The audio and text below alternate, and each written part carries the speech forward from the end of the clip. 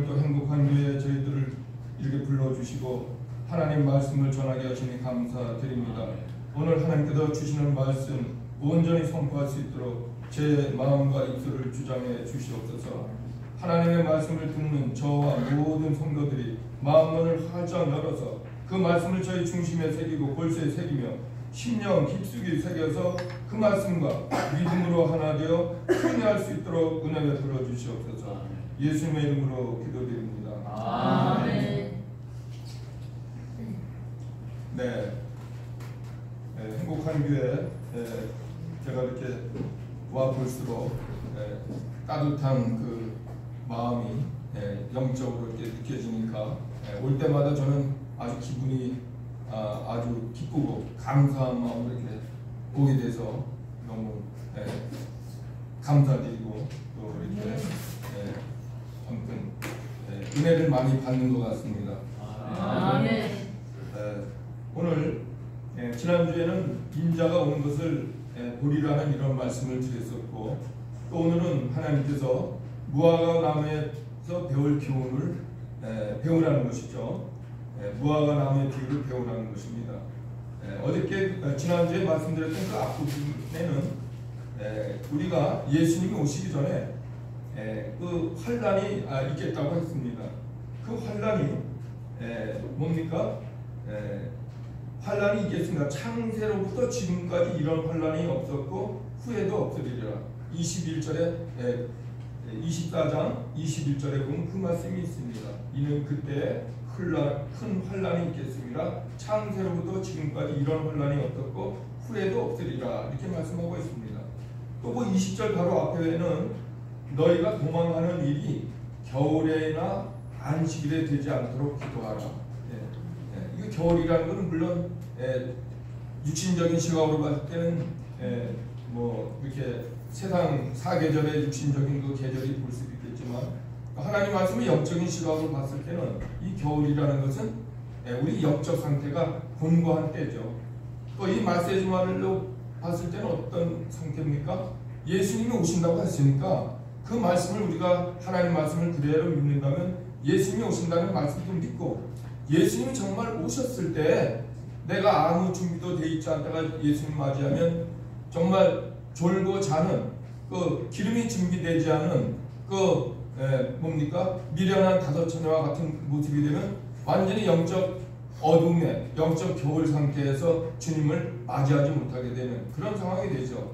그래서 열처녀의 비유에서 보면은 뭡니까 깨어 있어서 신랑 오실 수 맞이할 수 있도록 그 등불을 켜서 준비할 수 있도록 기름을 충만히 준비하라는 그 말씀이 있습니다. 그런데 어쨌든 간에 이 말세에 큰 환란이 있은 다음에 예수님이 오신다는 겁니다. 큰 환란은 하나의 징조라는 것이죠.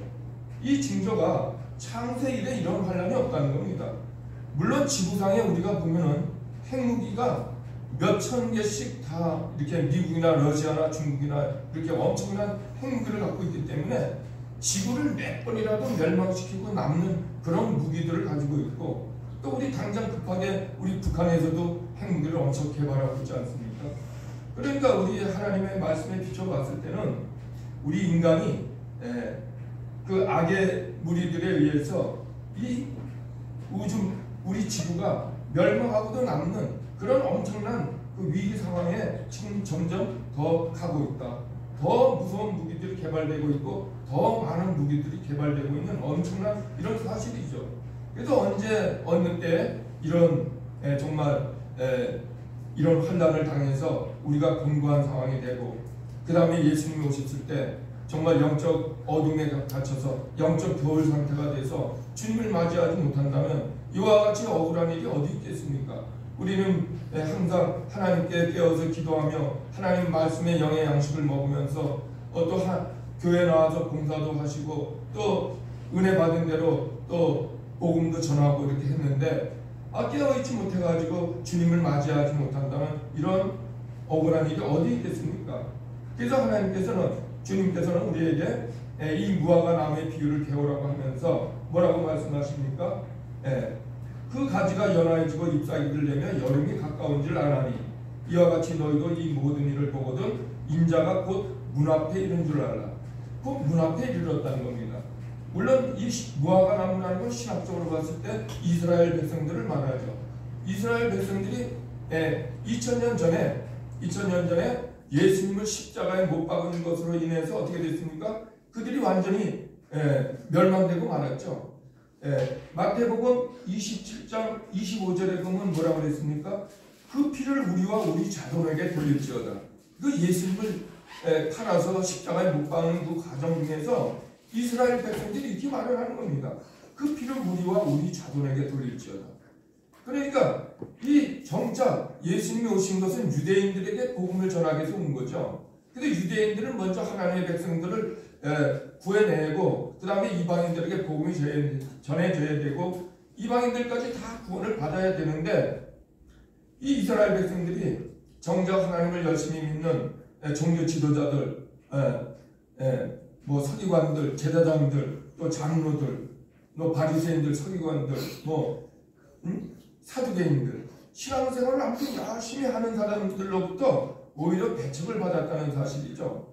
그 당시 신앙생활을 열심히 하는 사람들은 물론 유대인들로부터 사람들로부터 존경도 받고 칭찬도 받는 사람들이었습니다. 그러나 정작 예수님 하나님의 아들이 오셨는데 그 그리스도 메시아를 알아보지 못하고 십자가의 못을 받고 십자가에서 그 생명을 빼앗는 그런 죄악을 저지르면서 그들이 하는 말이 그 피를 우리와 우리 자손에게 돌릴지어다. 얼마나 자신 있는 그 신앙입니까? 그리스도를 알아보지도 못하면서 이렇게 예수님을 아주 이렇게 십자가에 달면서도 이렇게 그 피를 우리와 우리 자손들에게 돌릴지어다 하면서 아주 그들은 자기네 신앙을 아주 자부심을 가지고 아주 씩씩하게 그런 생활을 했지만 이렇게 엄청난 죄를 지음으로써 어떻게 됐습니까? 2000년 동안 뿔뿔이 다 흩어져서 유리 방황을 한 거죠. 이 지구상의 우리 인류 역사에 그 민족들이 흩어져 가지고 다시 이렇게 모여서 다시 나라를 세우고 이런 사례가 없습니다. 우리 대한민국이 반만년 역사, 5000년의 역사에서 정말 굶지 않고 잘 먹고 잘 살 수 있는 이런 과정이 되는 과정에 있어서도 하나님의 놀라운 은혜 가운데 된 것인데 아무튼 이 이스라엘 백성들이 이렇게 흩어지는 과정을 거치면서 온갖 핍박을 받고 고난을 받고 심지어 2차 세계전 그때 유대인들이 어떻게 나치로부터 완전히 그 학살을 당하면서 600만 명이 학살됐다고 그렇게 말하죠. 이렇게 엄청난 그 민족의 멸망을 가져왔던 것이죠. 그래서 AD 70년에 이스라엘 백성들이 예수님의 그 십자가를 받고 못 죽인 것으로 인한 그 죄값으로 이스라엘 백성도 완전히 멸망했습니다. 그래서 예수님께서 뭐라고 그럽니까?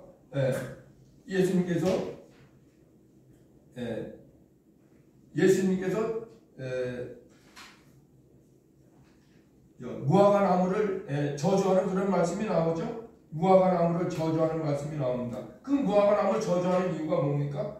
이 유대인들로부터 감람나무로부터 열매를 맺어야 되는데 그 무화과 나무에 열매를 맺어야 되는데 열매를 맺지 않으니까 열매를 맺지 못하니까 그 이스라엘 백성에 그대로 비유돼서 열매 맺지 못하는 이스라엘을 말씀하는 거죠. 그래서 결국은 이스라엘은 이렇게 열매를 맺지 못하고 그 구원이 하나님의 백성이었던 이스라엘 백성이 아니라 이방인들에게 복음이 전해지게 되는 거죠. 그래서 이방인들에게 복음이 전해져서 오늘날 우리도 예수 그리스도를 믿음으로써 죄사함을 받고 구원을 받는 그런 역사가 하나님의 은혜가 우리에게까지 임한 것입니다. 그리고 이스라엘 백성이 언젠가는 돌아온다는 겁니다. 언젠가는 돌아오는데 그 과정 중에 있어서 가장 먼저 무화과 나무가 회복되는 겁니다. 다시 말해서 이스라엘이 회복되는 겁니다. 1948년 5월 14일 날 이스라엘이 독립을 했습니다.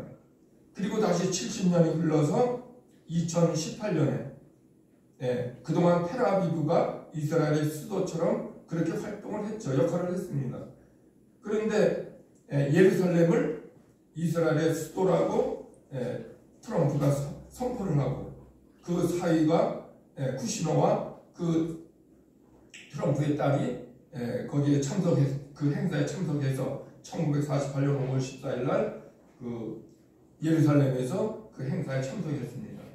그래서 공식적으로 이스라엘이 회복됐고 다시 17년이 지나서 예루살렘 수도가 예루살렘인 것까지 회복됐고 그때 세계 정치학자들은 지옥에 불을 당겼다 이렇게 표현을 했습니다. 그 지옥에 불을 당겼다는 게 뭡니까? 예루살렘을 이스라엘 수도로 인정하게 되면은 거기를 성지로 생각하는 예루살렘을 성지로 생각하는 그 이슬람교도 또 천주교 각종 그 종교들이 거기 성지로 생각하는데 거기 이스라엘 수도로 하면은 여기서 분쟁이 일어나서 많은 사람이 죽게 될 것이다. 혼란이 일어날 것이다. 이걸 예고했는데 그러지 않아도 그거 선포한 다음에 크게 소동이 일어나서 많은 사람이 또 목숨을 잃고 이런 사건이 있었습니다. 그래서 오늘날은 분명히 예수님께서 말씀하신 대로 이스라엘이 다시 무화과 나무의 비유처럼 다시 회복됐다는 사실을 믿으셔야 됩니다. 그러므로 오늘날 이렇게 이스라엘이 회복됐는데 그때 뭐라고 말씀하십니까? 곧 문 앞에 이르렀다는 것입니다. 이 일을 보거든 곧 문 앞에 이른 줄 알라. 예수님이 지금 문 앞에 와 있다는 겁니다. 우리 코앞에 와 계시다는 겁니다. 그러므로 언제나 어느 때든지 문 열고 우리에게 들어오실 수 있는 그런 상황이 되었다고 말씀하시고 있습니다. 그래서 그러나 천지는 없어질지언정 내 말은 없어지지 아니하리라. 그러나 그 날과 그때는 아무도 모르나니 하늘의 천사들도 아들도 모르고 오직 아버지만 아시느니라. 그때와 시는 아무도 모르는데 천사들과 아들들도 모르고 오직 아버지만 아신다고 했습니다. 그런데 또 성경의 말씀 중에는 우리는 빛의 아들이고 빛의 자녀고 또 낮에 있기 때문에 우리는 뭡니까? 그 날과 때를 알 수 없지만 우리는 도적같이 우리에게는 임하지 않는다는 말씀이 있습니다.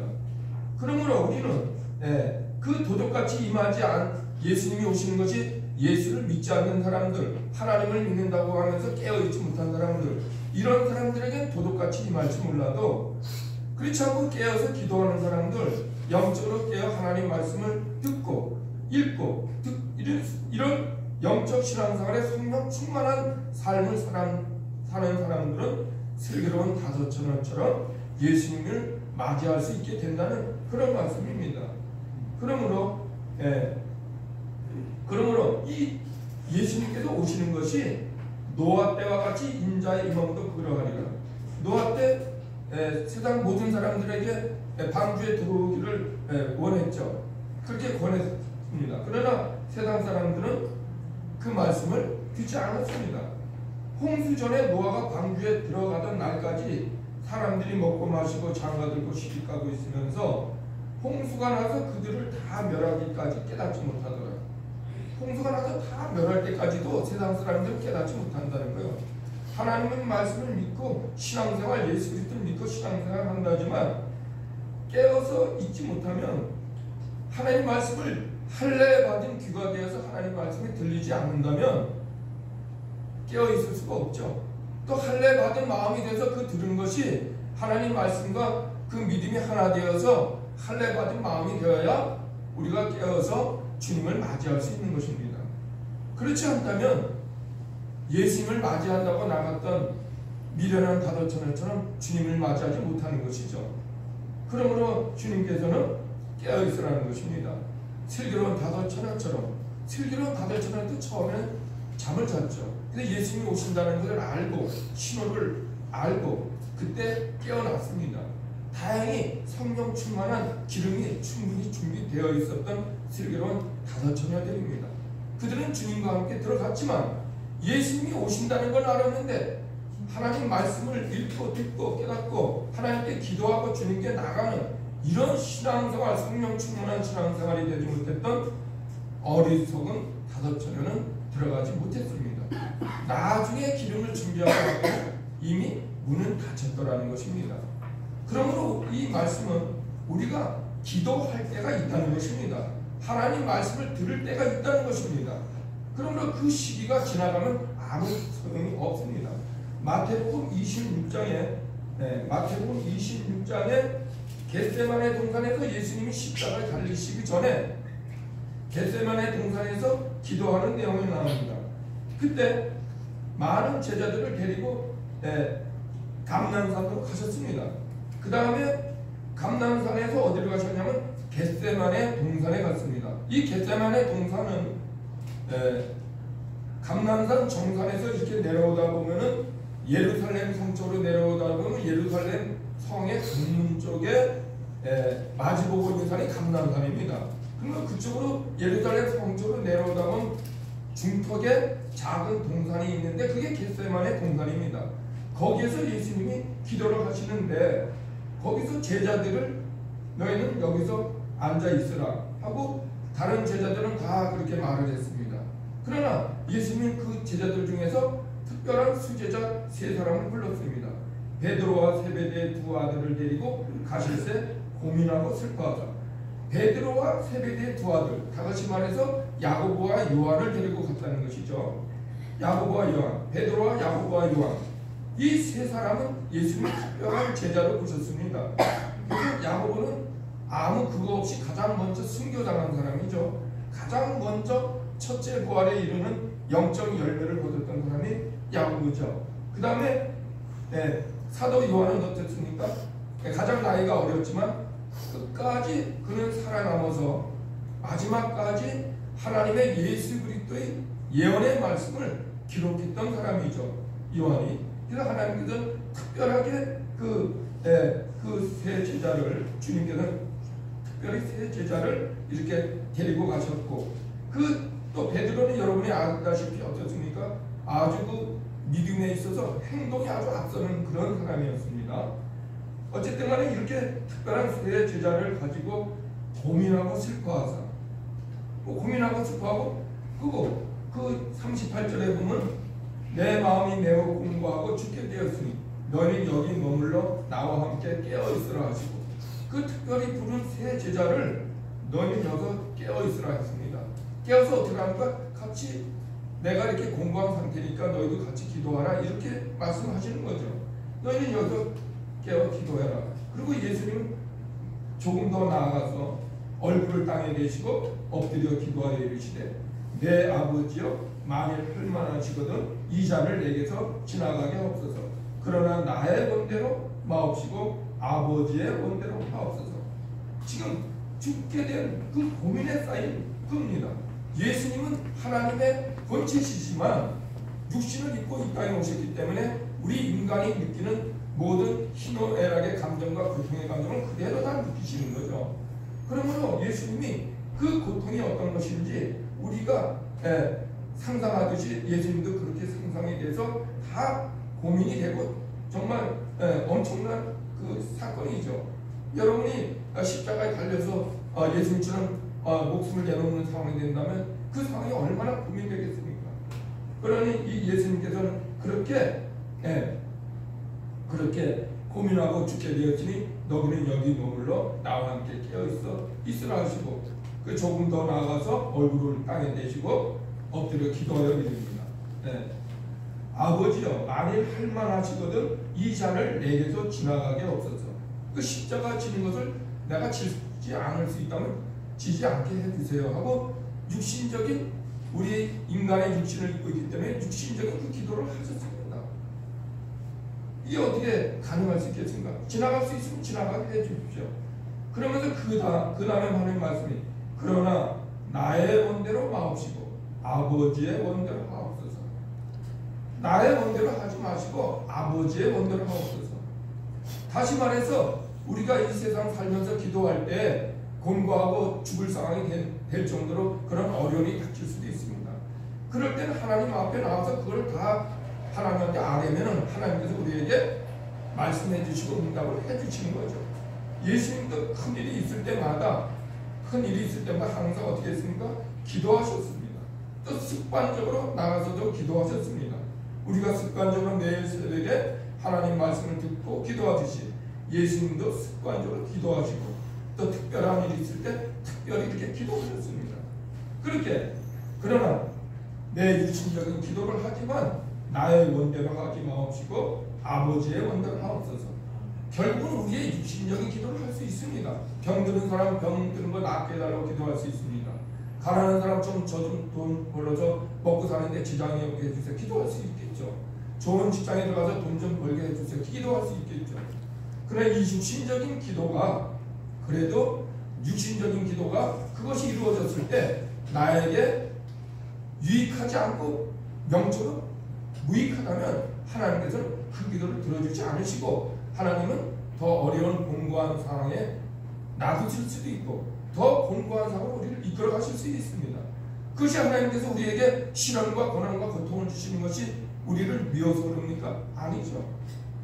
우리를 사랑하셔서 우리의 영적 상태의 믿음이 더욱 성장되고 더욱 알복의 열매로 맺어가기를 하나님께서는 바라시기 때문에 그 고난과 고통을 우리에게 허락하시는 거죠. 우리 고난과 고통이 우리에게 허락되지 않는다면 우리는 사생아라고 말씀을 하지 않습니까? 하나님이 사랑하는 자에게 예수님과 우리가 함께 영광을 받기 위해서 예수님처럼 우리도 고난도 받아야 한다고 말씀하십니다. 그 고난이 바로 우리의 영적 상태가 알복의 열매를 맺고 믿음의 상태가 점점 상승되는 믿음을 말씀하고 있습니다. 그러므로 성경에서는 뭐라고 말씀하십니까? 해와 같은 영광이 있고 달과 같은 영광이 있고 별과 같은 영광이 있고 별의 별과 영광이 다 다르다고 말씀합니다. 우리 신앙생활을 다 하고 있지만 권모습은 똑같이 하나님 말씀을 똑같이 목사님을 통해서 듣고 내가 성경 말씀을 읽으면서 듣고 열심히 봉사도 하고 헌금도 하고 여러 가지 하나님 말씀에 따라 산다고 하는데 각자 믿음은 다 다른 겁니다. 제가 큰 교회 어느 교회 다녔을 때 저도 큰 교회 여러 군데를 다녀봤는데 그날 큰 교회 어느 교회 갔더니 어떤 그 목사님 하는 말씀이 그 말씀하는 걸 들었습니다. 그 장로님이 평생 동안 그 교회에서 신앙생활하고 이렇게 했는데 암에 걸려갖고 돌아가실 때가 암에 걸려서 고통스러워서 병원에 입원하셨는데 그때 병문안을 갔는데 그 장로님 하는 말씀이 자기는 예수 믿지 않는 예수를 믿지 못하겠다 안 믿는다. 내가 이렇게 평생 동안 하나님께 헌신하고 봉사하고 헌금도 많이 하고 이렇게 신앙생활 충실히 했는데 내가 어떻게 암 걸려서 이렇게 고통을 당하느냐 하면서 그 장로님이 예수님을 부인하더랍니다. 그걸 큰 교회 어느 교회에서 제가 들었던 기억이 납니다. 이것은 그 장로님 무엇을 보는 겁니까? 이 세상 살아가면서 고난과 고통은 예수 믿는 사람에게도 반드시 온다는 사실입니다. 허락하신다는 사실입니다. 왜 허락합니까? 우리의 영적 상태가 업그레이드 되게 알곡의 열매가 되도록 우리를 연단해 가지는 과정이죠. 또 우리의 그 믿음 상태가 더 성장돼서 별과 같은 영광에서 달과 같은 영광으로 또 나아가서 해와 같은 영광에 이르기를 바라시는 겁니다. 하늘의 별들도 1등성, 2등성, 3등성 그렇게 나눠져 있지 않습니까? 그 별들의 구성되는 여러 가지 구성 물질도 다 다릅니다. 또 밝기도 다 다릅니다. 이 우주에는 우리 은하계에는 약 2천억 개 내지 3천억 개의 태양이 있습니다. 그 중에 하나가 우리 태양입니다. 그 태양이 바로 스스로 빛을 내는 별이죠. 이 별이 우리 은하계 안에만 1,000억 개 내지 3천억 개가 있습니다. 우리 은하계를 벗어나면 아무것도 없습니다. 그러다가 한참 더 빛의 속도로 달려가다 보면 또 별이 점점 하나둘 나타나더니 또 다른 은하계가 또 만납니다.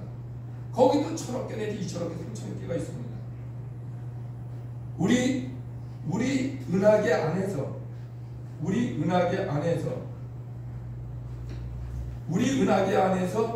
이렇게 2천억 개, 3천억 개의 별이 있는데 이 우주에는 이런 2천억 개, 3천억 개의 별이 모여 있는 것이 1,000억 개, 2천억 개, 3천억 개. 우리 은하계는 좀 크답니다. 많은 은하계가 이렇게 있는데 그 은하계 중에 우리 은하계는 커서 2천억 개 내지 3천억 개가 있대요. 그 별의 밝기가 다 다르죠. 그 별에 딸려 있는 것이 수금지와 목토 천해명처럼 우리 위성이 딸려 있는 겁니다. 빛을 내지 않고 그냥 딸려 있는 겁니다. 스스로 빛을 내는 것만 별입니다.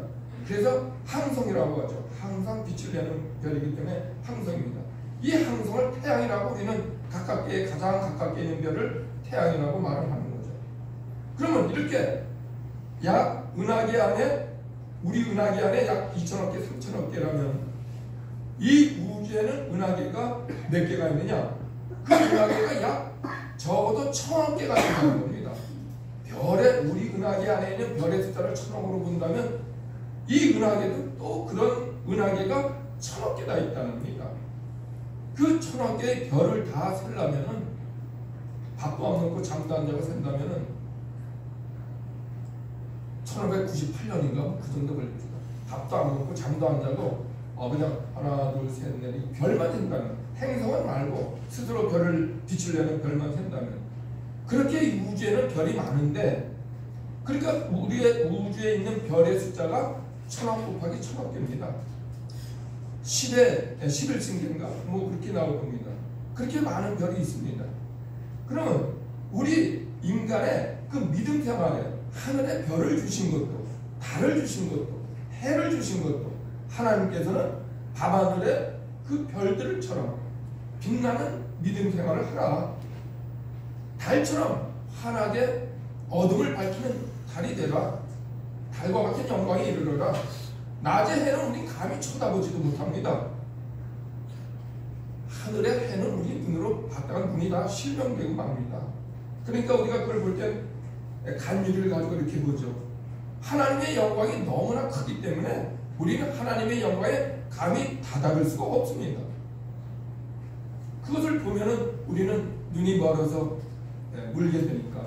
그래서 우리의 믿음이 하늘의 별처럼 빛나는 그 믿음의 모습의 열매를 맺고 더 나아가서는 달의 영광에 이르는 그 믿음의 그 단계에 영적으로 우리가 믿음이 상승되어야 되고 나아가서는 해와 같은 그 영광의 자리에 이르러야 됩니다.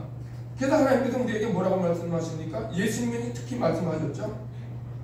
내가 하나님 보좌 우편에 내가 앉은 것처럼 너희도 나와 함께 내 보좌에 앉게 해주겠다. 그렇게 말씀을 합니다. 예수님께서. 어떻게 보면 우리 성경을 잘 모를 때 야 이거 굉장히 불쌍한 얘기 아니야? 이렇게 생각이 들 수 있습니다. 그러나 성경에는 분명히 그 말씀이 있습니다. 내가 하나님 보좌 우편에 앉은 것처럼 너희도 나와 함께 내 보좌에 앉게 해주겠다. 그리고 어느 정도까지입니까? 심판하는 권세를 하나님으로부터 예수님이 받았습니다. 그런데 그 심판하는 권세까지도 나에게 주겠다는 겁니다. 그 자리에 앉은 사람에게 주겠다는 겁니다. 그게 바로 해와 같은 영광에 이르는 모습이죠.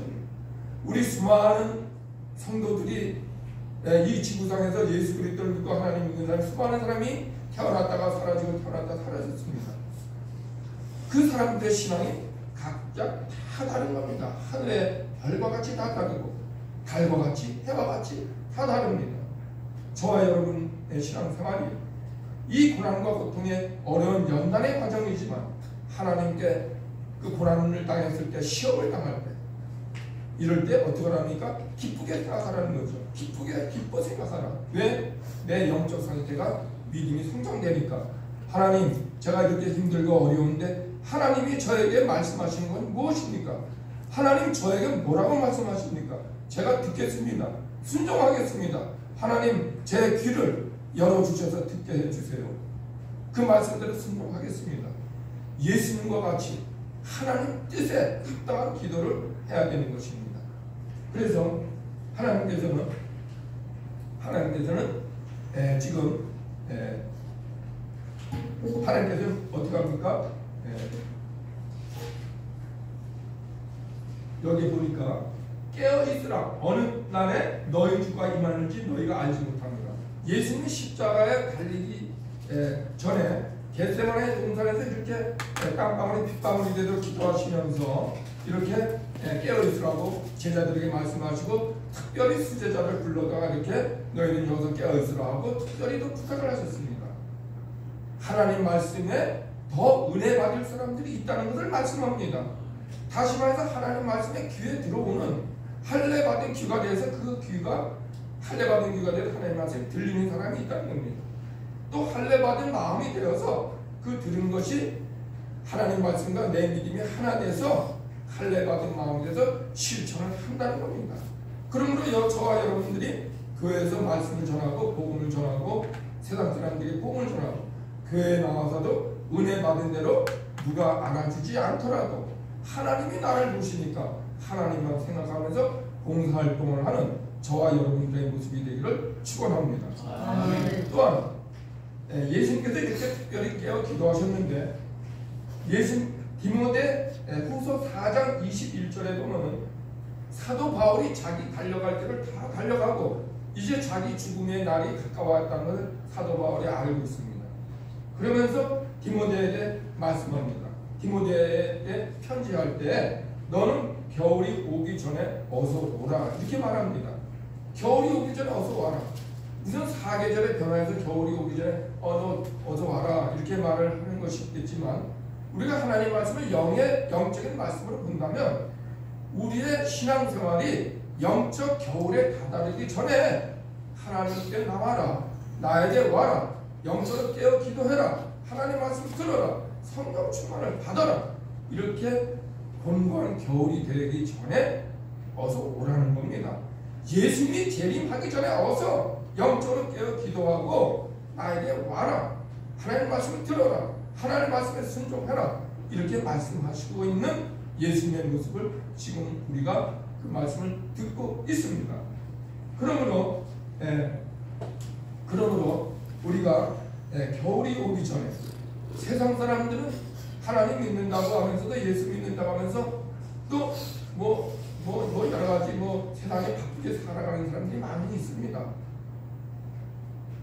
슬기로운 다섯 처녀와 미련한 다섯 처녀가 있듯이 하나님 믿는다고 하면서도 예수 그리스도를 믿는다고 하면서도 이렇게 둘로 딱 갈라진 모습으로 하나님께서 말씀하고 계시죠. 우리는 이렇게 예수님의 재림을 이미 하신다면 우리가 그 겨울을 준비하지 못하는 영적 겨울 상태에서 우리가 어떻게 구원을 받을 수 있겠습니까? 하루속히 주님 앞에 나와서 재림하실 예수님을 악망하며 재림하실 예수님을 대비해서 우리가 영적으로 깨어서 기도해야 될 것입니다. 하나님 말씀을 들어야 될 것입니다.